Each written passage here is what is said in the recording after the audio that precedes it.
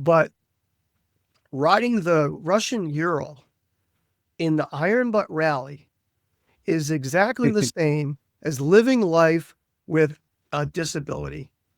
It is absolutely exactly the same. Your brain and your body wants to do stuff, but the bike, the bike is your body, and your body says, no, I can't lift my leg, or, it's the same. And the message there is, and I tell the story of the breakdowns after breakdowns and breakdowns, but yet I still Yep. finish. And the message is, you don't have to come in first place to still be a winner.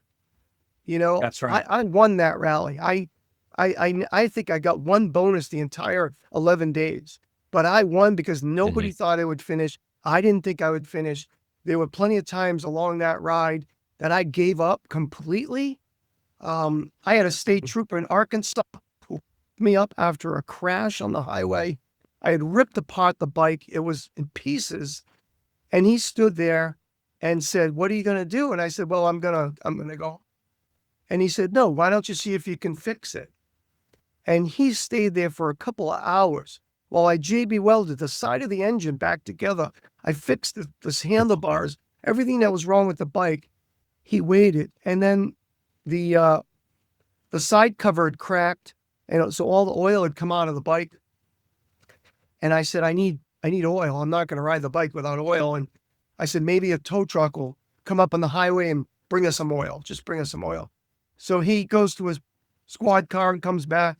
It was a while before he came back. I said, well, they're going to do it? He says, no, they wanted too much money. I said, I don't care if it's $100. I'll pay for the oil, He says, no, don't worry. He says, I called my wife at home. She's going to the store. Wow. She's going to get 2 quarts of No way. 50 oil, and she's going to meet us up here on the highway. That's So, I That's mean, crazy.